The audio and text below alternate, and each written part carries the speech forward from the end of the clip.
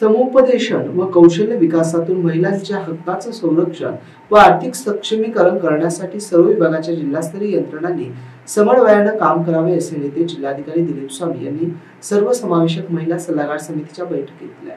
सर्वसमावेशक महिला सल्लागार समितीच्या बैठकीत आयोजित जिल्हाधिकारी कार्यालयात करण्यात आलं होतं। जिल्हा परिषदेचे मुख्य कार्यकारी अधिकारी विकास मीणा, जिल्हा महिला बाल कल्याण अधिकारी श्रीमती रेश्मा चिमंद्रे, जिल्हा परिषदेच्या महिला जिल्हा बालविकास अधिकारी सुवर्ण जाधव आदी यावेळी बैठकीत उपस्थित होते। बालकांचे समुपदेशन व शैक्षणिक पुनर्वसन करण्यासाठी बालगृहाची भूमिका महत्त्वाची आहे। जिल्ह्यामध्ये बालगृहाची परिस्थिती सुधारण्यासाठी बालगृहाच्या सुविधा अद्ययावतीकरणाबाबतच्या सर्वसमावेशक प्रस्ताव सादर करण्याच्या सूचना जिल्हाधिकारी यांनी दिली।